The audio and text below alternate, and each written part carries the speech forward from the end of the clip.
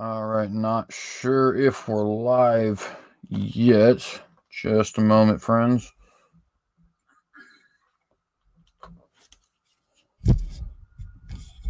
All right, so it looks like I do have confirmation here that we are live. So, shalom, shalom. Thank you all for joining us here on this episode of the Watchdog. I am your host, CJ Cox, and of course, blessings to you all in the name of our Lord and Savior Jesus Christ. For those of you who are unaware, because it's been a while since I've actually done an episode here of the Watchdog, this is not like my usual content, at least usual as you might know it recently. So I do two different things on this channel. I do apologetics and religious studies, which is what you guys are probably used to. I also do a news show where we discuss politics, current events, and things of that nature. Consider myself somewhat of an independent journalist, I guess. And of course, there's going to be some other stuff. There's going to be some other stuff that's actually going to come onto this show, or this channel rather, as well. Things like a philosophy show and a history show as well, because all those things come into play a lot in apologetics, and they're just things that I'm interested in, happen to, study a lot. But nonetheless, the reason I even explain all that is because it's been like a couple months since I've actually done a Watchdog. It's been almost a month since I've actually had content on here in general. Kind of had a little bit of a, just a low moment in some things. So, just had to make sure that went, and passed over and stuff like that. But nonetheless, we're happy to be back with you guys. But yeah, just wanted to let you know this is more about politics. It's not necessarily and government stuff and stuff like that. It's not necessarily faith-based, though, of course, all glory goes to the Most High God for everything we do here. And yeah, just want to let you guys know about that. Now, our topic today, first off, let me see who we got in the live chat. So far, Nicholas Whitmer, Brother Nicholas, shalom. Brother Nicholas, I don't even know actually how to accomplish that. That would probably be a good idea because I do not have mods. But let me see. Maybe if I click on you, I can put you in timeout or block you. But neither one of those things is what I'm trying to do. That shows the comment. That's not what I'm trying to do. I'm not particularly good at a lot of this stuff, so I'm not 100% sure how that happens. Maybe I have to do that actually on YouTube instead of on StreamYard. Go ahead and comment for me real quick, Brother Nicholas. I think I might have actually just accomplished that. Nonetheless, let me tell you guys what we are talking about here today. Many of you may be aware that there has been some peace deals discussed in the Middle East, specifically between the nations of Israel and the United Arab Emirates, or UAE, and Bahrain as well. So basically, and these things have been, pushed for quite some time by numerous different politicians and global figures. But basically what we have seen here is, for the first time ever, the normalization of relations between these Arab nations, Bahrain and the UAE, and the Jewish state that we, of course, know as Israel. This is, of course, historic because before this moment, the only nations that had ever actually formally had any sort of diplomatic ties whatsoever with Israel were actually Jordan and Egypt, and I believe Syria as well, if I'm not mistaken, actually. But you have the Oslo Accords, right? The Camp David Accords, and for the most part, besides that, you're right, most of the Arab nations, and indeed most Muslim majority nations, period, have not only not had any sort of a peace deal or anything like that with Israel, but they actually haven't even recognized Israel in any sort of a diplomatic fashion. And so as a result, people, of course, are rightly, kind of ecstatic about this, I should say, there's multiple deals, these deals actually going through and being signed by these two particular nations. Now, there isn't a whole lot of actual reporting on what these documents say and what exactly is, the meaning behind these peace deals, right? Because there's a lot of things that can be peace. Everybody often thinks of peace as automatically a good thing by default. And many times it is, but many times it isn't, right? And I'm not necessarily saying in this particular example, or in this particular case, rather, that we have an example of it being a bad thing, right? But the Pax Romana, or Peace of Rome, excuse me, is a very good example of how peace is not necessarily always a good thing. Peace can very often be something that is maintained because people don't have rights, because people aren't prosperous, because people are being held at the point of a sword, so on and so forth, right? A big bully is really good at keeping peace in the house, right? So long as, he himself, of course, is not raging on everybody. And so we want to go ahead and look through a lot of this and see what exactly is each nation playing at, if we can figure anything like that out. The United States is also involved, so it's not only Israel and the UAE and Bahrain, but also the United States. And of course, what could potentially happen in the future? We're seeing a lot of talks about potentially some peace relations with Saudi Arabia, potentially some peaceful relations with, like, Oman, for example, potentially, talking to groups like Lebanon and so on and so forth. So we'll definitely see what's going on here today. We're going to go ahead and jump right into it, because we have 3 different documents that we're going to be reading in full. So let me go ahead and share my screen here.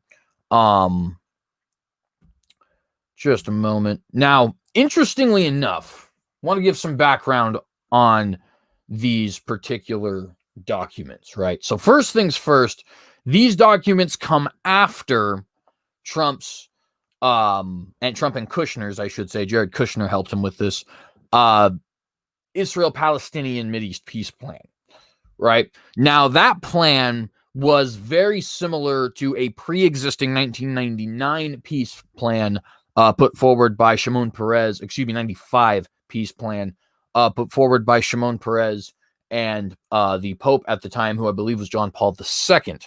And that itself is not actually original to that moment, but is actually a variation of the 1947 partition plan the United Nations had originally had. Now, this plan was actually rejected by the Palestinian authorities, which is actually called the Palestinian Authority, right? And President Mahmoud Abbas of the Palestinian Authority. But it was accepted by Israeli Prime Minister Benjamin Netanyahu. Now, what this plan did, this Israeli-Palestinian Middle Eastern peace plan, is basically, and what the previous peace plans we had mentioned before, the UN partition plan and the Shimon Peres Vatican peace plan, right? What they do with small variations is basically establish the 2-state solution, right? The so-called West Bank, which is Judea and Samaria, is given to, or at least partially given to, mostly given to, the Palestinian people, and then the area known today as Israel proper, which is what Israel maintains full control over today, as recognized by the international community. That area would be considered Israel, right? And again, there are a few differences with each individual plan. And then Jerusalem would be shared by the 2 of them. Now, a feature in the UN plan and in the Vatican plan that is not actually present in the Trump plan is a full internationalization of the Old City. So far, what the Trump plan calls for is the Old City, which is where all the holy sites are, to be sort of joint maintained by the government of Israel and the government of Jordan. So far, the government of Jordan is the only maintainer of at least certain areas in the Old City, specifically the Temple Mount. But this sort of a joint custodianship would allow, at least in theory, more greater, religious harmony between Muslims, Jews, and Christians, and so on. The previous plans, like I said, UN plan and Vatican plan, had originally wanted the city internationalized, and each, of course, with the Old City going to them, right? It would go to the UN in the case of the 1947 partition plan, and go to the Vatican in the case of the Vatican plan, right? Trump's plan is not either of those things. Trump's plan also differs from these previous 2 plans by being a little bit more Israeli-centric. And this actually tends to be a trend, actually. So the partition plan gave Israel a very, very small amount of land, gave Palestine a very large amount of land. In fact, at its narrowest, Israel would be less than a mile wide, right, under the 1947 partition plan. Under the 1995 plan, it was what we commonly think of today as the two-state solution, Judea and Samaria, or the so-called West Bank, going to Palestine, and then Israel proper, which is the modern internationally recognized borders of Israel, going to, of course, the Jewish people, right? And then Jerusalem, once again, being internationalized in either case, depending on which particular group actually got the plan done. In this particular case, once again, the Jews gain more land, the Palestinians lose some. There's a little bit of the so-called West Bank that is due to already being settled by some Jewish settlers, going to actually be ceded to Israel under the Trump plan. And that, of course, means that, the trend continues of Israel getting more and more land as more and more plans get put forward. Now, of course, one interesting thing about the Trump plan is that it has actually been noted that it is not a final plan. One of the big reasons it's not a final plan is because the nation, or the group known as the Palestinian Authority, which represents the Palestinian people at this time, has actually rejected it. And so we're obviously going to have to see more negotiations with it. Now, why do I explain any of that? Well, because that is the backdrop for Arab nations in the Gulf wanting to sign with Israel under the auspices, really, if you will, of U.S. President Donald Trump. Another big part of this, and a big part of the reason why groups like Saudi Arabia and so on are actually thinking of getting involved, is because, on top of making some level of peace in the Levant, right, in the Israeli-Palestinian region, Trump has also managed to turn people against what is a common enemy in Iran. Saudi Arabia has always been enemies with Iran, and Israel has always been enemies with Iran, and the UAE has always been enemies with Iran, but they've never necessarily been friends with each other in their joint dislike and disdain for Iran. Donald Trump has actually been wanting to bring them together in order to have a better ability to combat Iran. And so with both the Palestinian-Israeli peace plan that Trump has announced, as well as this idea of creating a Middle East alliance that is actually combating the influence of Iran, with those things, you see a backdrop for what is now being hailed the Abraham Accords. And yes, that is the name that they are using both for the original joint statement, which is the first thing we're going to read, and the one thing that you see on your screen here today, as well as for the two individual peace treaties signed by Israel and Bahrain, and then separately signed by Israel and the UAE. They've been dubbed by the media, and indeed probably by history, as the Abraham Accords. And the reason that they say that is due to their, shared heritage with the patriarch Abraham from the scriptures. So what we're going to do first, we're going to read the full text, with all that being said, of the Abraham Accords, the original, which is the one that is actually called the Abraham Accords. This was signed by Israel, the UAE, and Bahrain. Our source here is the Times of Israel. This is actually the largest news company in the state of Israel. And we'll actually provide links in the description below as well. When we're having this video posted up. In fact, maybe I should just, anyways, sorry, I was going to see about maybe just posting them in the live chat now, but I don't want to go through all of that and try and take away time, because I don't want this to be too terribly long. So nonetheless, let's go ahead and read that here today. Full text of the Abraham Accords, signed by Israel, the UAE, and Bahrain. Trump signed the document as a witness, as Netanyahu joined with the foreign ministers of the UAE and Bahrain at the White House. This article is by Toy Staff of the Times of Israel. But as I said, this is just really the full text of the Abraham Accords. He really just adds like the beginning here that you'll see, and then we just go into the document. Israel on Tuesday signed separate bilateral normalization agreements with the United Arab Emirates and Bahrain. All three countries also signed a trilateral document dubbed the Abraham Accords after the patriarch of the world's three major monotheistic religions. U.S. President Donald Trump signed as a witness, and this is the text of the Abraham Accords. Now, really quick, I do want to point out, it is interesting that they're calling them the Abraham Accords, right? And dubbed the Abraham Accords after what? After the patriarch of the world's three major monotheistic religions, and indeed an ancestor of both the Israelite, which is the Hebrew/Jewish people, right, and Arab peoples, right, through Isaac and Ishmael, at least if you believe the biblical story, which of course we do here.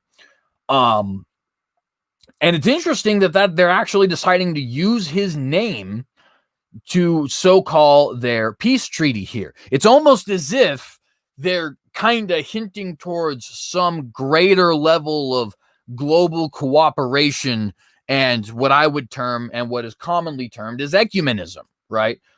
There's no direct religious connotation so far, right? But of course, we'll see when we read the actual document, right?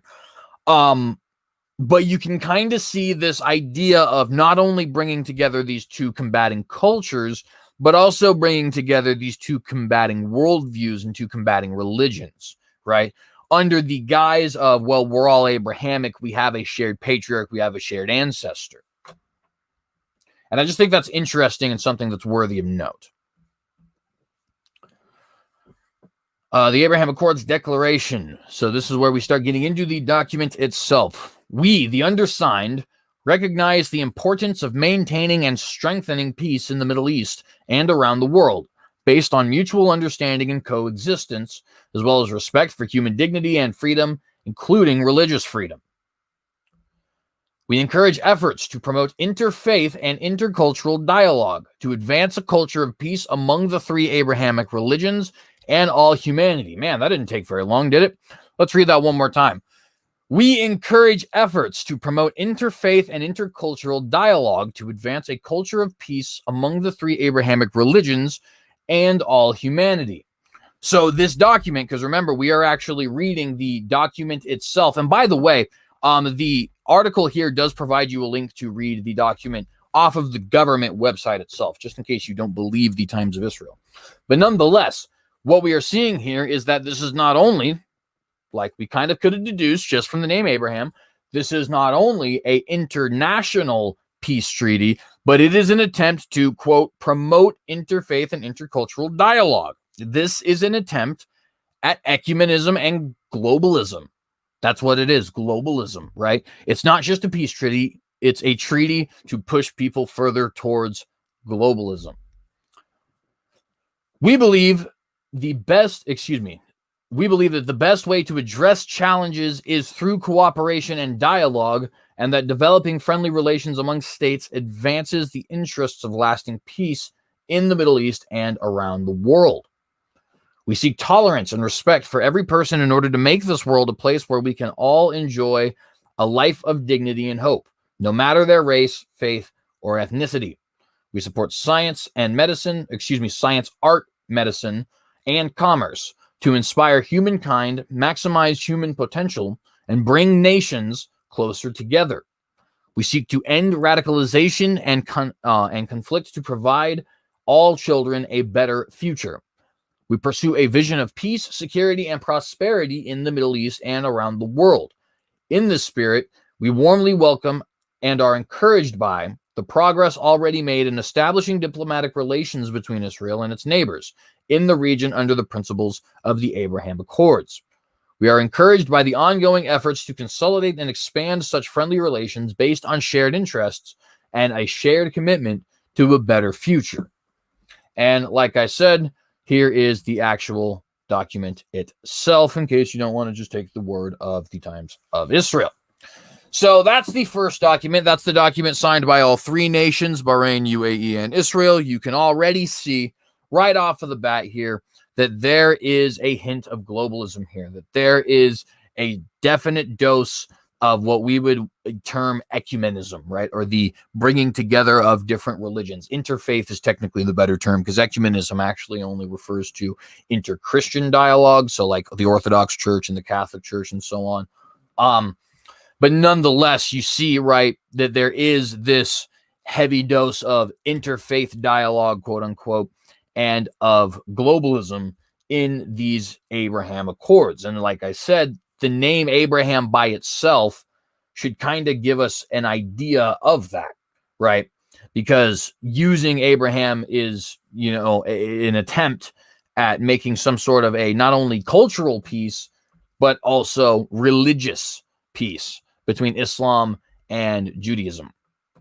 So definitely something that needs to be noted here. Excuse me, that was the wrong way. But we're going to go ahead and jump right into the more meaty documents because we are going to be limited on time, of course. And so this is going to be our full text of the Treaty of Peace signed by Israel and the United Arab Emirates. So remember, there's 3 documents. There's the Trilateral Agreement, which is the Abraham Accords. And then there's the other 2, which are being colloquially also called the Abraham Accords, but are actually 2 separate documents. And those are the Israeli and United Arab Emirates Peace Treaty, as well as one with Bahrain. Jerusalem and Abu Dhabi signed a Jerusalem and Abu Dhabi signed wide-ranging treaty establishing full relations, recognizing that the Arab and Jewish peoples are descendants of a common ancestor, Abraham. So they're trying to bring them together under this notion that they are descendants of a common ancestor, Abraham. Now, really quick, people are probably wondering, right? Isn't that a good thing? Don't we want people to be closer together? And I have to be honest with you, I genuinely, and this is obviously, not something that is just strictly related to my faith. I just hope you guys know that, right? If you watch these watchdogs a lot, you'll quickly figure that out. But I genuinely do not think that's the case. I think it is much more true that we as people, human beings, we do much better when we are allowed to be separated when we want to be separated, right?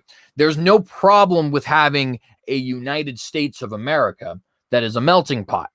At the same time, though, people have very deep-seated religious, political, ideological, cultural, philosophical, so on reasons for fighting for the things that they fight for, right? They have deep ideological, deep cultural, deep familial ties to land, ties to certain groups, ties to certain names, so on and so forth. And they need to be allowed to live peaceably in those areas. At least I believe. This is why I'm a firm believer of what I would call nationalism, but for all nations, right? Nationalism for all nations. As a result, I don't necessarily think it's problematic if there's not an official peace between the Jewish people and the Arab people, so long as there is a de facto peace, meaning they're not actually at war. And honestly, if getting to a de facto peace means compromising your ability to actually live as sovereign nations, and if it gets you closer to some level of ecumenism or globalism, then actually I do genuinely believe that strife and conflict is better than that de facto peace. Again, I turn you to the Pax Romana, right? There is absolutely, quote unquote, peace that is peace at either the edge of a sword or over false and or evil pretenses, right? And we need to understand that. We need to be aware of the fact that though we do definitely want to be peacemakers, we cannot be peacemakers in a way that sacrifices our beliefs, in a way that sacrifices our reasoning, in a way that sacrifices the abilities of people to be free, and so on and so forth, right? So let's go ahead and get into this document here. Once again, a brief portion ahead of it. Israel on Tuesday signed separate bilateral normalization agreements. By the way, this is a little bit later than the actual signing, so it's not just this recent Tuesday, but nonetheless, signed separate I think that's, yeah, it's still Tuesday, right? Yeah, it's still Tuesday. Anyway, Israel on Tuesday signed separate bilateral normalization agreements with the United Arab Emirates and Bahrain. All 3 countries also signed a trilateral document dubbed the Abraham Accords after the patriarch of the world's 3 major monotheistic religions. U.S. President Donald Trump signed as a witness. This is the text of Israel's agreement with the UAE. So let's get into this.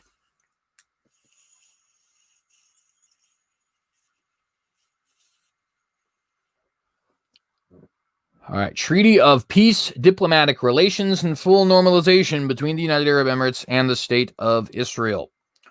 The government of the United Arab Emirates and the government of the State of Israel, hereinafter the parties, aspiring to realize the vision of a Middle East region that is stable, peaceful, and prosperous for the benefit of all states and peoples in the region, desiring to establish peace, diplomatic and friendly relations, cooperation, and full normalization of ties between them and their peoples in accordance with this treaty, and to chart together a new path to unlock the vast potential of their countries and of the region, reaffirming the joint statement of the United States, the State of Israel, and the United Arab Emirates, or the Abraham Accords, dated the 13th of August, 2020, believing that the further development of friendly relations meets the interests of lasting peace in the Middle East, and that challenges can only be effectively addressed by cooperation and not by conflict, determined to ensure lasting peace, stability, security, and prosperity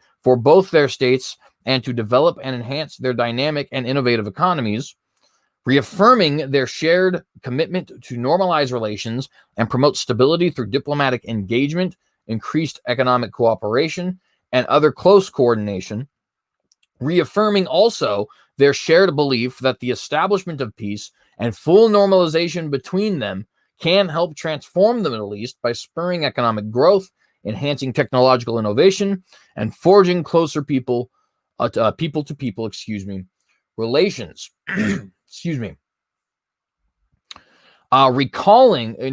Recognizing that the Arab and Jewish peoples are descendants of a common ancestor. Let me say that again. Recognizing that the Arab and Jewish peoples are descendants of a common ancestor, Abraham, and inspired in that spirit to foster in the Middle East a reality in which Muslims, Jews, Christians, and peoples of all faiths, denominations, beliefs, and nationalities live in and are committed to a spirit of coexistence, mutual understanding, and mutual respect.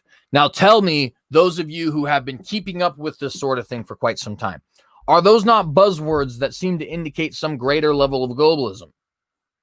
And of course, we already know that, considering the very things that they're talking about, right? Now, is it true that there is a common descendant between the Arab and Jewish peoples? Well, I believe that there is. However, that does not mean that they need to come together into this great global kumbaya and all start operating as one unit. So far, we don't see exactly that, but nothing starts as exactly that, friends. When the United Nations got started, they weren't actually making anything that was close to what we have today, right? When the European Union was started, they couldn't literally decide in their Supreme Court what happened in the country of Great Britain or France or what have you, right? All of these things start in one way, a way that is small and seemingly benign, and then they increase over time in a way that ends up leading to nations losing their sovereignty and leading to individuals within those nations losing their individual rights to things like property, to things like their own money, to things like a legal system that is tailored to them, and by them I mean their culture, to their own religious beliefs, and so on and so forth, right? And you can look at past groups like the United Nations, like NATO, like the UAE, like the EU and the NAU, I kind of mix those up a little bit, to see this pattern happening, right? But furthermore, we do see this Muslims, Jews, Christians, and people of all faiths, denominations, beliefs, nationalities, and nationalities live in and are committed to a spirit of coexistence, mutual understanding, and mutual respect. Is there anything wrong with having mutual respect? Of course not. Mutual understanding? Of course not. Being able to coexist in the sense that you're not hurling bombs over at each other? Of course not, right? But is that what these political figures typically mean when they say these sorts of things? We've all seen this before, right? We've all seen people come together. Like I said, I use the European Union as a good example because it is a good example. They come together. It's going to be something where, oh, we have like mutual defense treaties, and also maybe we can make it easier to travel from one country to the other. And wouldn't it be kind of cool if we had free trade, and then eventually it becomes, oh, hey, we're crashing the Greek economy on accident. Sorry, whoopsie. By the way, Britain, you're not really a sovereign country anymore, so on and so forth, right? This is how these kinds of things start, right? With these, oh, well, we're all really the same kind of things, when in reality, we're not, right? What we want is a lack of belligerence, right? Not necessarily this commitment to being able to live together in a global utopia, right? If we can live separately and luxuriously and prosperously, right, while keeping our ideologies to ourselves, that is a good thing, That is what human beings have done all throughout time. There's nothing wrong with a nationalistic ideal. At any rate, recalling the reception held on January 28th, 2020, at which President Trump presented his vision for peace and committing to continuing their efforts to achieve a just, comprehensive, realistic, and enduring solution to the Israeli-Palestinian conflict. Excuse me. So, as part of this, we are going to actually have the UAE and, of course, Bahrain, because Bahrain is going to end up being a part of this as well, but we'll read the full text of their declaration in a moment. The UAE is actually going to be actively involved in and on the side of the United States in the Israeli-Palestinian conflict, right? And by which I mean specifically a resolution to the Israeli-Palestinian conflict, which, mark my words, will absolutely be a catalyst for globalism. And I personally have predicted long and will predict here again that it will eventually be achieved either by a joint committee headed by the Vatican or just by the Vatican on their own. But Pope Francis so far has not actually been involved in this. In fact, there's actually been a very strange silence from the Vatican so far on the Abraham Accords. But, nonetheless, we'll get to that in some other episode. Recalling the treaties of peace between the State of Israel and the Arab Republic of Egypt and between the State of Israel and the Hashemite Kingdom of Jordan, and committed to working together to realize a negotiated solution to the Israeli-Palestinian conflict that meets the legitimate needs and aspirations of both people, and to advance comprehensive Middle East peace, stability, and prosperity. Emphasizing the belief that the normalization of Israel and Emirati relations is in the interest of both peoples and contributes to the cause of peace in the Middle East and the world, expressing deep appreciation to the United States for its profound contribution to this historic achievement. Have agreed as follows. So here's what they have agreed to do, having reaffirmed and recognized and etc., all of that stuff. Establishment, number one, establishment of peace, diplomatic relations, and normalization. Let me say that again. Establishment of peace, diplomatic relations, and normalization. Peace, diplomatic relations, and full normalization of bilateral ties are hereby established between the UAE and the State of Israel. So far, so good. Nothing necessarily wrong with that, right? Although I would always be skeptical when enemies are making friends with each other, right? Because, quite frankly, I don't really believe that they're friends. I think that there is agendas at play. We may not know what all the agendas at play are, but I am fairly certain, and I think the rest of us should be certain, that there is agendas at play when groups that hate each other all of a sudden decide, boom, just like that, we don't hate each other anymore, right? There's something up there. And of course, we do know what it is. It's a push towards globalization as well as anti-Iranian rhetoric. And believe me, I'm no friend of Iran, but we just need to call a spade, right? Understand what is actually going on here.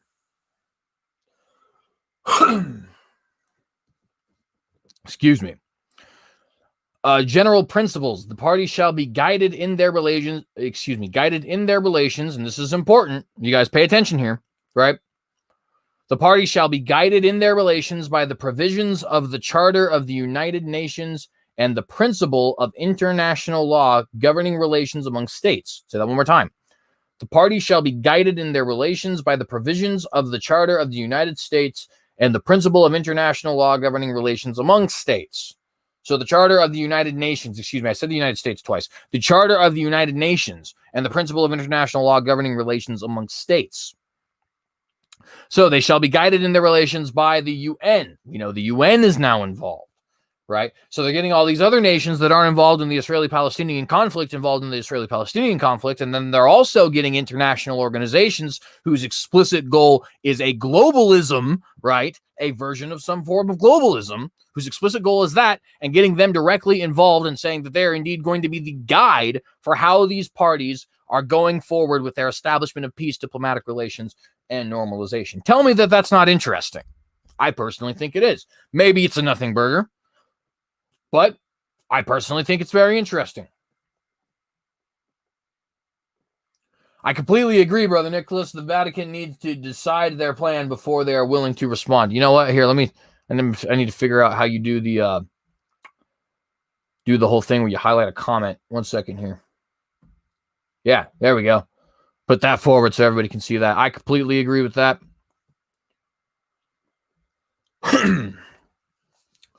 Does tend to be something that the Vatican is very good at, right? Is making sure that they have all of their cards in order before they actually make a move. Of course, that's what happens when you have politicians, which is essentially what these cardinals are, who are basically bred so by a 1,000-year-old organization, right? Nonetheless, establishment of embassies. So this is point number 3. Oh, not what I wanted. My apologies, friends. Establishment of embassies. The parties shall exchange resident ambassadors as soon as practicable. After the signing of this treaty, excuse me, sorry, I kind of lost my spot there. The parties shall exchange resident ambassadors as soon as practicable after the signing of this treaty, and shall conduct diplomatic and consular relations in accordance with the applicable rules of international law. Point number 4, peace and stability. The parties shall attach profound importance to mutual understanding and cooperation and coordination between them in the spheres of peace and stability as a fundamental pillar of their relations and as a means for enhancing those spheres in the Middle East and as a whole. One more time, because that's a little bit confusing. The parties shall attach profound importance to mutual understanding, cooperation, and coordination between them in the spheres of peace and stability as a fundamental pillar of their relations and as a means for enhancing those spheres in the Middle East as a whole. They undertake to take the necessary steps to prevent any terrorist or hostile activities against each other on or from their respective territories, as well as denying any support for such activities abroad or allowing such support on or from their respective territories. One more time. They undertake to take the necessary steps to prevent any terrorist or hostile activities against each other on or from their respective territories, as well as deny any support for such activities abroad or allowing such support on or from their respective territories. Now, I'm not 100% sure how this will play out. So let me give you guys a few theories here and explain what I mean, right? So there are Kahanists who are settling in Judea and Samaria who would be considered terrorists or hostiles by numerous folks in the Arab community. So Israel might be agreeing to take those guys out. I'm not sure, by the way. I'm speculating here. And I'm speculating with everything I'm about to say. This could also mean that groups who are very interested in establishing the right of the Jewish people to pray at the Temple Mount could also be attacked. Some might consider them to be terrorists or hostiles.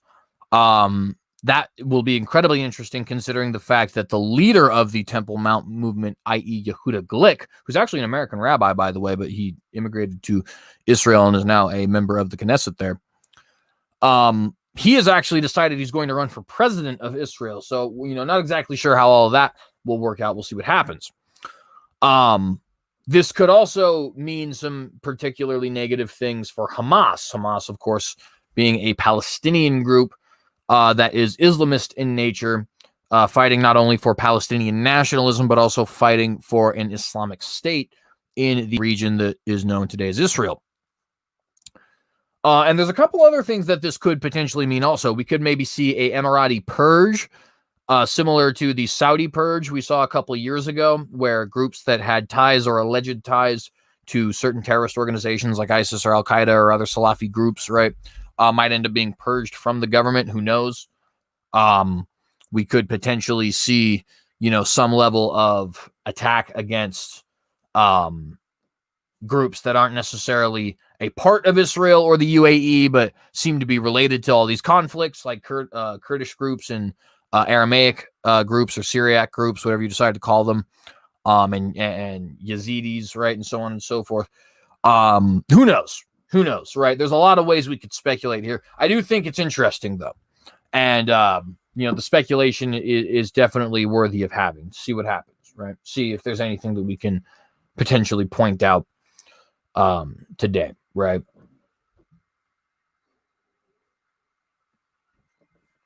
Recognizing the new era of peace and friendly relations between them, as well as the centrality of stability to the well-being of their respective peoples and of the region, the parties undertake to consider and discuss the matters regularly and to conclude detailed agreements and arrangements on coordination and cooperation. Cooperation and agreements in other spheres. This is point number 5. Cooperation and agreements in other spheres. As an integral part of their commitment to peace and prosperity, diplomatic and friendly relations, cooperation, and full normalization, the parties shall work to advance the cause of peace, stability, and prosperity throughout the Middle East, and to unlock the great potential of their countries and of the region. For such purposes, the parties shall conclude bilateral agreements in the following spheres at the earliest practicable date, as well as in other spheres of mutual interest as may be agreed. These spheres are as follows, but of course, as they had just pointed out, are not necessarily limited to finance and investment, civil aviation, visas and consular services, innovation, trade, and economic relations, healthcare, science, technology, and peaceful uses of outer space, tourism, culture, and sport, energy, environment, education, maritime arrangements, telecommunications and post, agriculture and food security, water, and legal cooperation. So in those spheres, they have, let's go ahead and quote again, decided that they will work to advance the cause of peace, stability, and prosperity throughout the Middle East and to unlock the great potential of their countries and of the region. And for such purposes, they have decided they will conclude bilateral agreements in these following spheres at the earliest date possible, right? Quite a bit of agreement there, or quite a bit of cooperation there, right? The kinds of things that could potentially establish things like Middle Eastern unions or something along those lines. I don't know. I'm just saying it's possible. Any such agreement concluded before the entry into force of this treaty, any such agreement concluded before the entry into force of this treaty shall enter into effect with the entry into force of this treaty unless otherwise stipulated therein. So all previous treaties are entering in effect regardless, unless something is noted either by that treaty or by this one, right, or by some other document. Agreed principles for cooperation in specific spheres are annexed to this treaty and form an integral part thereof.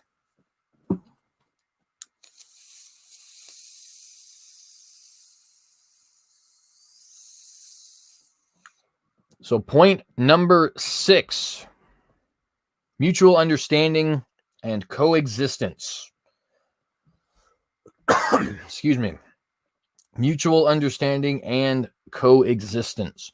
The parties undertake to foster mutual understanding, respect, coexistence, and a culture of peace between their societies in the spirit of their common ancestor Abraham, and the new era of peace and friendly relations ushered in by this treaty, including by cultivating people-to-people programs, interfaith dialogue, and cultural, academic, youth, scientific, and other exchanges between their peoples. Now, I'm going to read that again because I did sort of stutter a little bit in that, but I want to just point out very briefly, they say in the spirit of their common ancestor Abraham, in the spirit of having a common ancestor, I guess, but Abraham was definitely not, a globalist, or to put it into perspectives that would be more historically accurate for his time. He was not somebody who was wanting to have a big melting pot and have all of the people get along for the sake of peace per se, right? Rather, he was somebody who separated himself, right? He separated himself from the people who were in the region that he had come from so that he could go be in the land promised to him by God, and so that his descendants, i.e. the Israelites, could live according to the covenant with God that would be given to them via Moses later on. Now, whether or not you believe that isn't really the point, right? I know a lot of people watch this particular show, by which I mean the Watchdog, just to get political news, not necessarily the religious stuff, so I get that. However, the point being, right, even if you disbelieve this stuff, that they're misusing this quote-unquote spirit of their common ancestor Abraham, right? The guy was a separationist, absolutely. He wasn't violent about it. He wasn't racist or ethnocentric, right? But it was definitely one of those things where it's, getting away from his kinsmen, as the Bible puts it, right? And going to find new land. But at any rate, let's reread that first paragraph here again. The parties undertake to foster mutual understanding, respect, coexistence, and a culture of peace between their societies in the spirit of their common ancestor Abraham, and the new era of peace and friendly relations ushered in by this treaty, including by cultivating people-to-people programs, interfaith dialogue, and cultural, academic, youth, scientific, and other exchanges between their peoples. They shall conclude and implement the necessary visa and consular services agreements, and arrangements so as to facilitate. Let me restart this whole sentence. I'm just not doing good at reading today. I'm sorry, guys. They shall conclude and implement the necessary visa and consular services agreements and arrangements so as to facilitate efficient and secure travel for their respective nationals to the territory of each other. The parties shall work together to counter extremism, which promotes hatred and division, and terrorism and its justifications, including by preventing radicalization and recruitment, and by combating incitement and discrimination. Now, full stop. This should bother everybody. Now, Americans who are watching this, and I know live, that's probably everybody, but I know not live, quite a few people who are outside of the States do watch this. So Americans, you should automatically and immediately recognize this, because these buzzwords are used by the modern political left in our nation all of the time to describe the Tea Party, to describe Proud Boys, to describe people of a fundamentalist religious persuasion, so on and so forth, right? The party shall work together to counter extremism. Okay, well, extremism does have a definition. Don't get me wrong. It's not like it's this ambiguous term with absolutely no meaning whatsoever. But the question is, who is to define extremism? The definition of extremism is the holding of extreme political or religious views. Who is to define what is extremism? Now, I know many of you are probably thinking, CJ, it's obvious, is it not? Salafis are religious extremism. Haredi Jews are religious extremism. But wait just a moment, my friend. Aren't Salafis just consistent Muslims? Aren't Haredis just consistent Jews? Is it not possible, in fact, are there not people who exist today who would call you, my Christian brother and sister, an extremist because potentially you're not a huge fan of homosexuality, or maybe you think people should be modest, or so on and so forth, right? They might decide that you're an extremist.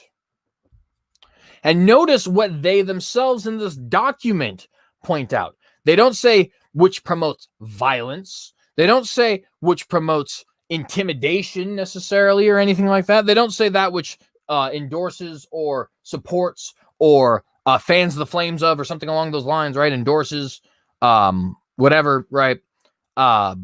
Lynchings or discrimination or so on and so forth. Actually, and yeah, but Brother Nicholas pointed out in the side chat, Karaites are consistent Jews. That's actually true. Haredis are consistent rabbinic Jews. They're consistent Pharisees, but they're not consistent with the Old Testament. So that is a good thing to point out there. I appreciate that, Brother Nicholas. At any rate, but notice what they say, that which promotes hatred and division. Well, not only are those two things relatively ambiguous, especially from a political and legal standpoint, but one could argue that division is not always a bad thing. I've been arguing throughout this video that it's a good thing. Division, for example, of Jews and Muslims is a good thing. Islam explicitly calls for the killing of Jews, and Judaism explicitly declares that land belongs to the Jewish people. They are not ideologies which can coexist, and it is better for the peace of both groups if they are separated. I'm sorry, but I genuinely believe that, right? Division is not always a bad thing. We actually see this for those of you who would care to hear a scriptural anecdote. We do see this in Lot and Abraham's separation. Interesting, we're talking about the Abraham Accords, right? Rather than fight each other, they said, hey, the land's big enough for us both to have our own land and separate. And they were more peaceful as a result.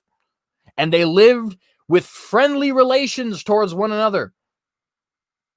Division is not always a negative thing. It can be, absolutely. Division in the case, for example, of polarization in politics, segregation of races. These things are obviously very negative. It can also be a good thing.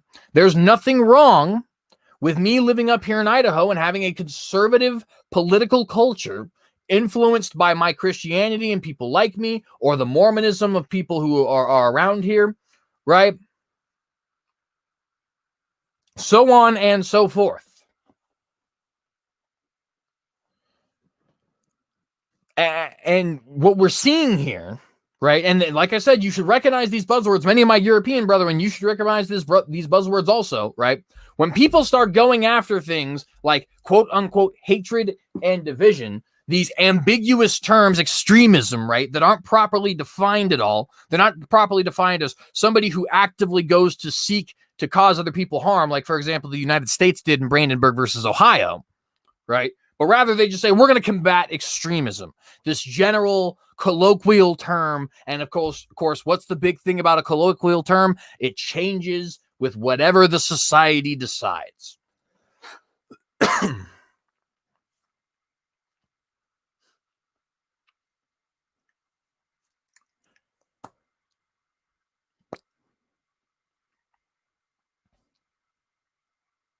Sorry, this is not where it was just a moment ago. All right. So, what else do we see here that is worthy of note? Obviously, they said they were going to work together to counter terrorism. However, here's the important part. And its justifications, including by preventing radicalization and recruitment and by combating incitement and discrimination. Now, this could be a totally benign thing, in fact, potentially good thing, right? If they properly define their terms here, namely terrorism and its justifications, then this is not necessarily a bad thing to agree to. However, if the justification, for a certain act of terrorism is considered to be the Torah, like it is in the case of a Kahanist, or the Quran, like it is in the case of a Wahhabist, then this could obviously lead to very dangerous places, right?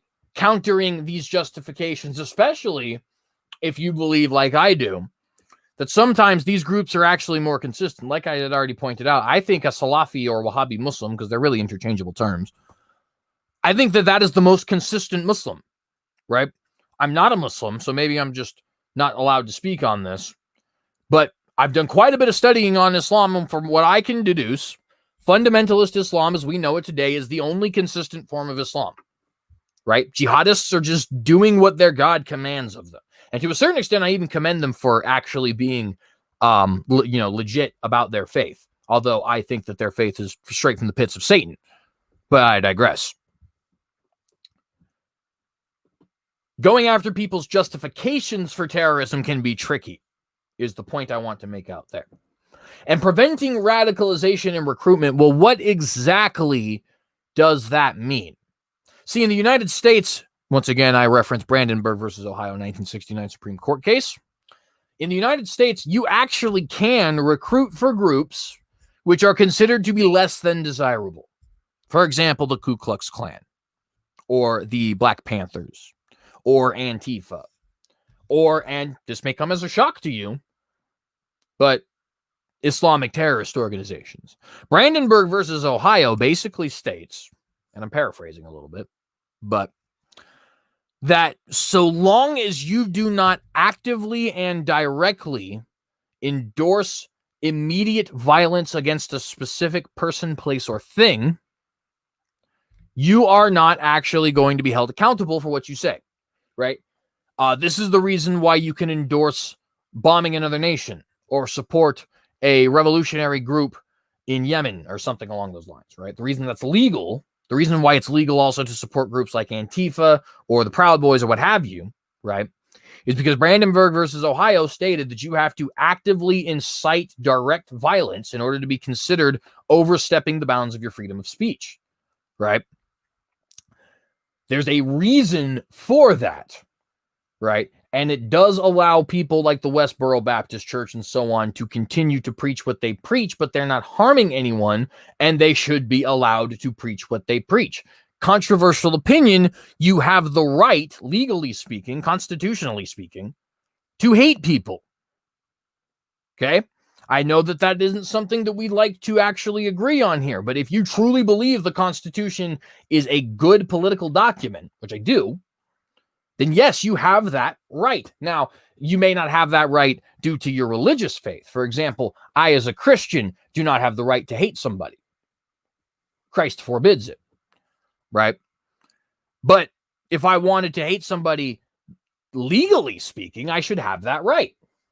Legally speaking, I should have the right to preach something that is radical and to recruit people into my radical group, so long as that radicalization does not include, for example, like I said, active inciting of terrorism and things like that, right? Now, obviously, this isn't the United States, but this is a region where we should definitely be interested in the freedom of the individuals involved, because this region is very, very important to virtually everybody's thinking, regardless of your ideology, right? This is the region where Islam comes from, where Judaism comes from, where Christianity comes from, where Baha'is come from, where the Rastafarians decided that their ideas come from, right? This is the region where humanity as a whole came from, and writing came from, and the concept of religion came from, and the concept of government came from, and the wheel came from, and the horse and dog, and so on and so forth. You get the idea, right? The Middle East is so ingrained into the fabric of human culture, into the very genetics, and I'm saying that somewhat hyperbolically, I hope you know, of the human race, that we should be interested in the things that happen for the individuals there. And when you have groups that are saying they're going to prevent radicalization and recruitment, okay, well, if you define things in a way that is defined the same way as Brandenburg versus Ohio, that might be a good thing. We obviously don't want terrorism. If, however, you think a group like the Westboro Baptist Church is too radical, if you, for example, like the state of Israel does right now, think that Karaite Jews and Kahanists and Messianic Jews are a threat and are radicals, right? Then maybe this isn't a good thing. Maybe the government should not be involved in preventing radicalization. And that's why this is so important, friends. Who is to define what extremism is? Who is to define what is an extreme political or religious belief? Who is to define what radicalization is and which groups are radical and how exactly we stop recruitment into those groups? Who defines that? In the United States, Brandenburg versus Ohio, we have decided the people decide that. The government does not, save for very specific circumstances. Maybe this is not the case so far in the Middle East. Maybe it never will be. Well, excuse me, it's definitely not the case so far in the Middle East, and maybe it never will be. But this is why this kind of thing is important. And then, of course, we just need to point out interfaith dialogue, right? Interfaith dialogue. They want to promote interfaith dialogue. Cultural exchanges, scientific exchanges, all that kind of stuff is important, but interfaith dialogue. Why is that important? Well, of course, because what is one of the things we talk about constantly here on the Watchdogs? The constant move towards this United Nations of religions type ordeal that involves the Temple Mount and the Temple Mount movement and the Vatican and so on and so forth. And we won't get on too much of a tangent with that because, of course, I could go on forever, but you get the idea. Let's continue. I'll probably, man, I'm already hitting the hour mark, aren't I? I wanted to get through the Declaration of Peace with Bahrain today too, but maybe I have to do that tomorrow night. I mean, I was going to go live tomorrow night anyways. There's so much stuff we have to talk about, right? Since we've been gone, I want to talk about Yehuda Glick wants to run for president in Israel. And obviously we have the election here in the States and ACB being selected to the courts. Julian Assange is still having a whole bunch of stuff going on with him. The Epstein case, blah, blah, blah, so on and so forth. There is so much to get to, and it's all my fault for not actually being here the last couple weeks or months. I don't know. How many people in the chat? 5?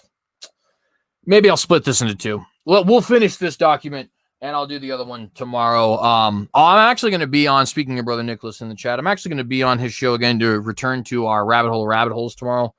For those of you guys who are interested in that. Actually, Brother Nicholas says he thinks I should keep going. Well, let me see how long this... Well, let's keep going on this document at least. Let's keep going on this document. We want to finish this document for sure. And I'll decide about the other document when we get there. Point number 7. Or excuse me, they shall work towards establishing a high-level joint forum for peace and coexistence dedicated to advancing these goals. Let me say that again. They shall work towards establishing a high-level joint forum for peace and coexistence dedicated to advancing these goals. So they're going to actually have a government organization and group that is going to push forward with these goals, which includes but is not limited to combating radicalization, which is undefined, combating extremism, which is undefined, and interfaith dialogue. Strategic agenda for the Middle East. This is point number 7. Further to the Abraham Accords, the parties stand ready to join with the United States to develop and launch, a strategic agenda for the Middle East in order to expand regional diplomatic, trade, stability, and other cooperation. They are committed to work together and with the United States and others appropriate in order to advance the cause of peace, stability, and prosperity in the relations between them and for the Middle East as a whole, including by seeking to advance regional security and stability, pursue regional economic opportunities, promote a culture of peace across the region, and consider joint aid and development programs. So, a lot of word salad there, really, but basically the idea is that they have an agenda for the Middle East as a whole, and that they're going to work together to achieve that agenda, which is obviously, and you can really just see it all in this one sentence, expanding regional diplomatic, trade, stability, and other cooperation, right? Point number 8, other rights and obligations. Not what I wanted there. Oh, you know what? We're almost done with this. I can definitely do the Bahrain one. Yeah. You know what, Brother Nicholas? You're definitely right. We're going to do the whole thing tonight. Anyways. Other rights and obligations. Point number 8. This treaty does not affect and shall not be interrupted interpreted, as affecting in any way the rights and obligations of the parties under the Charter of the United Nations. One more time, the treaty does not and shall not be interpreted as affecting in any way the rights and obligations of the parties under the Charter of the United Nations. So it does not void any sort of rights and obligations under that charter. The parties shall take all necessary measures for the application in their bilateral relations of the provisions of the multilateral conventions of which they are both parties, including the... let me redo that. That was terrible.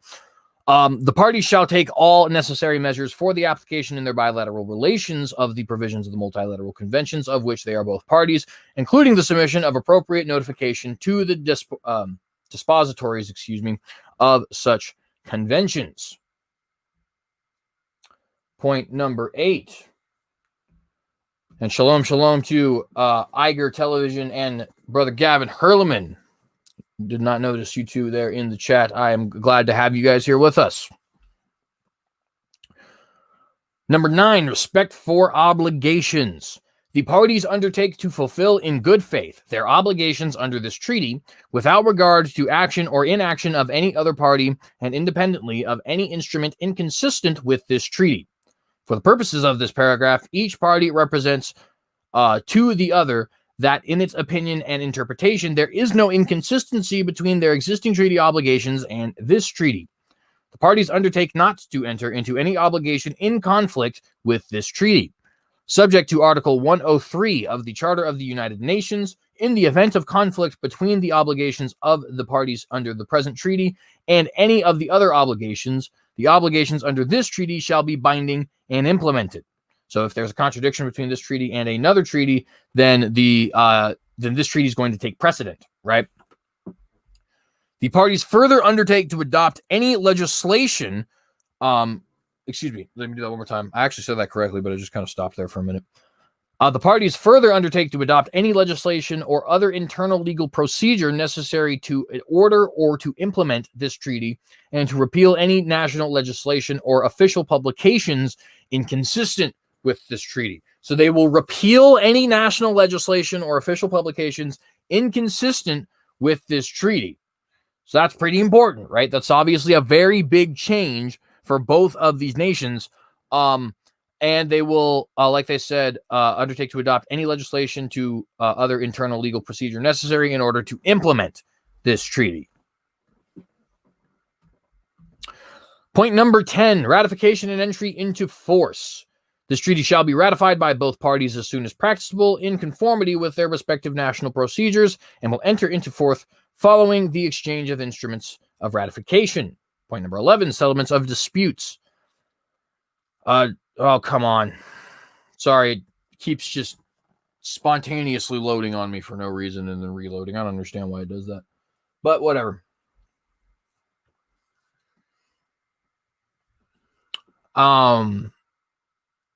Settlement of disputes. Disputes arising out of the application or interpretation of this treaty shall be resolved by negotiation. Any such dispute which cannot be settled by negotiation may be referred to conciliation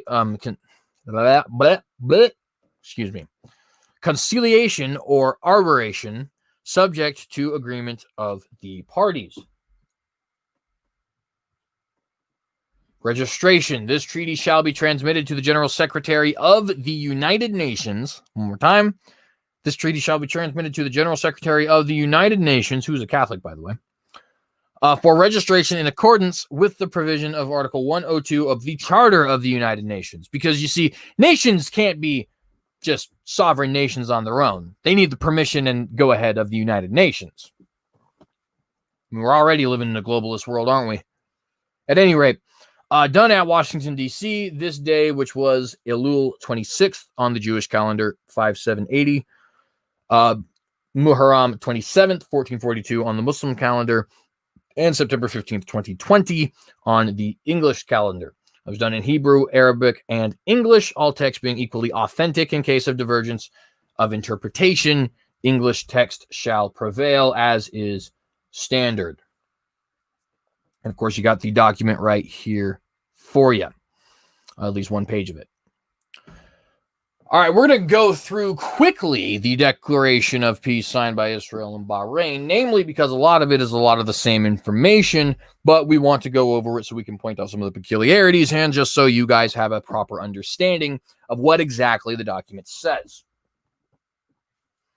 So just one moment.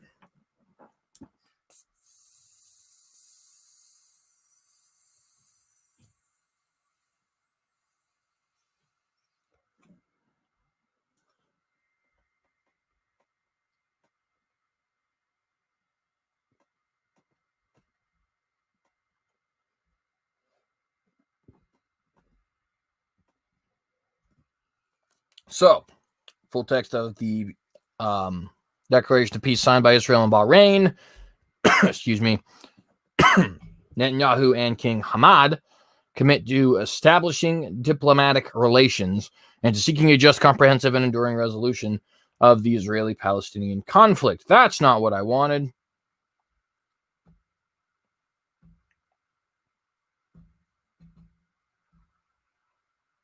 Why did that happen? Okay, there we go. Sorry about that, friends. I don't know what's going on here, really. Anyways, so let's get into the text. Same thing that we already saw here, right? This is the text of Israel's agreement with Bahrain. So let's jump right into it. Announcement by the State of Israel and the Kingdom of Bahrain on September 15th, 2020. His Majesty, King Ahmed bin Isa bin Salman Al Khalifa and Prime Minister Benjamin Netanyahu have agreed to open an era of friendship and cooperation in pursuit of a Middle East region that is stable, secure, and prosperous for the benefit of all states and peoples in the region. In this spirit, Prime Minister Netanyahu of Israel and Foreign Minister and I'm going to just horribly butcher this, I have a feeling, so please do forgive me in advance, Mr.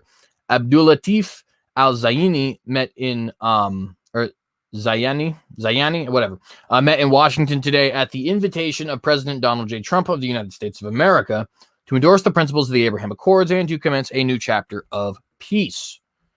The diplomatic breakthrough was facilitated by the Abraham Accords initiative of President Donald J. Trump. It reflects the successful perseverance. I can read, I promise. It reflects the successful perseverance of the United States' efforts to promote peace and stability in the Middle East, which is, of course, just some typical Donald Trump bragging, but whatever. The Kingdom of Bahrain and the State of Israel trust that this development will help lead to a future in which all peoples and all faiths can live together in the spirit of cooperation and enjoy peace and prosperity, where states focus and shared interests and building a better future. The parties discussed their shared commitment to advancing peace and security in the Middle East, stressing the importance of embracing the vision of the Abraham Accords, widening the circle of peace, recognizing each state's right to sovereignty and to live in peace and security, and continuing the efforts to achieve a just, comprehensive, and enduring resolution of the Israeli-Palestinian conflict.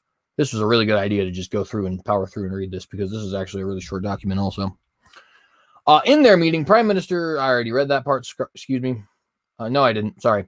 In their meeting, Prime Minister Benjamin Netanyahu and Foreign Minister Abdulatif Al-Zayani agreed to establish full diplomatic relations to promote lasting security and to eschew threats and use of force, as well as advance coexistence and a culture of peace.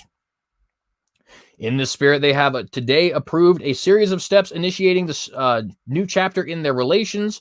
The Kingdom of Bahrain and the State of Israel have agreed to seek agreements in the coming weeks regarding investment, tourism, direct flights, security, telecommunications, technology, energy, healthcare, culture, the environment, and other areas of mutual benefit. By the way, culture means religion, just so you guys know, as well as reaching agreement on the reciprocal opening of embassies. The Kingdom of Bahrain and the State of Israel view this moment as a historic opportunity and recognize their responsibility to pursue a more secure and prosperous future for generations to come in their respective countries and in the region. By the way, to clarify, when I say culture is religion, it includes religion, is what I mean. The two countries jointly expressed their profound thanks and appreciation to President Donald J. Trump for his untiring efforts and unique and pragmatic approach to further the use of peace, justice, and prosperity for all the people of the region. In recognition of this appreciation, the two countries have asked President Donald J. Trump to sign this document as a witness to their shared resolve and as the host of their historic meeting. So, very, very, very important stuff here, right? We see normalization of relations between Bahrain and Israel, very important. We see a full-on bilateral agreement being signed between the UAE and Israel, very important. We see an attempt towards pushing forward with peace between the Arab and Jewish peoples by virtue of an appellation to their common ancestor, Abraham, very important. And there is much, much, much more stuff that we're going to get into in the following days that is going to continue on with this. There is so much, my friends, that is interesting about this. We've already covered a lot of it here today. The thing is people are not actually properly discussing these issues, right? They think, oh, we're having some peace in the Middle East. That's great. It's a totally awesome political ploy for the Republicans to use, and the Democrats aren't very happy as a result, blah, blah, blah, yada, yada, yada. But nobody's actually going through and explaining what does it mean, right? What does it mean that we are signing the Abraham Accords? What does it mean that the UAE and the nation of Bahrain, Kingdom of Bahrain, are actually normalizing relations with the State of Israel? What does it mean to combat extremism, as they say, so on and so forth, right? And these are the actual questions that need asking. These are the questions that get people genuinely informed about things, right? Not commenting on things alone, not saying, oh, isn't this so great? Or, oh, look at the Democrats, they're so triggered, or whatever, right? But actually going through and reading these documents and trying to best ascertain what does this mean. And I hope we did a really good did a really good job of that here today. Maybe we didn't. We'll provide links to all three of the documents in the description below if you guys want to read over them for yourself without my commentary. And with that, I want to let you guys know that the Watchdog is back on. We're going to be doing a bare minimum of twice a week. I want to potentially get on to 3 times a week. And if I can start actually getting some sort of a payment for this to where I don't have to be working all the time, potentially even 5 days a week, and then also filling up the weekends with nothing but the apologetic and religious content, as well as doing much more debates and stuff like that. On that note, if any of you guys are interested in that sort of thing, please do check out my Patreon. There will be a link in the description to that below. It's just the Synagogue, just like my YouTube channel is here. Obviously, if you feel like it's completely unnecessary and I'm a waste of your time, don't even bother. But, you know, if you guys do feel that this is good information that needs to get out there, then I would appreciate any sort of help there. We obviously will be using it for things like Google Ads, right? Advertising, making sure we have better equipment, things of that nature. And, of course, just every now and then being able to actually take a day off and do more work, right? Because one of the big problems with that is, of course, the fact that you take a day off, right? And then you don't end up being able to make it up for the next 2 months. I exaggerate a little bit, but you guys know what I mean. Nonetheless, also, if you want to follow on any sort of, which is totally free, by the way, if you want to follow on any sort of social media platform, I am King Popinjay on Parler. I am Cynic Thought on Instagram, the American Cynic Party on Facebook, Terrestrial Earthbird on Twitter. You can follow on any of those different places. We post a lot of political and religious content on all of those pages, so I would appreciate any of your follows there. Next time, probably tomorrow, but it might be Thursday. We're going to be hopefully going over Yehuda Glick and his wanting to run for president in Israel, Amy Coney Barrett and what her appointment to the Supreme Court means, and probably talking a little bit about the Armenian-Azerbaijani conflict, because that seems to be heating up again, as does border dispute between Turkey and Greece, as it always does. But nonetheless, with all of those things, I hope you guys enjoyed this. I hope it's good enough for a rewatch or for a share or for a like. And leave any questions, comments, criticisms, critiques, or anything like that in the comment section below. Like I said, links to Patreon, social media, all different sources used will be in the description. And I have a question for you. In the face of Armageddon, will you compromise?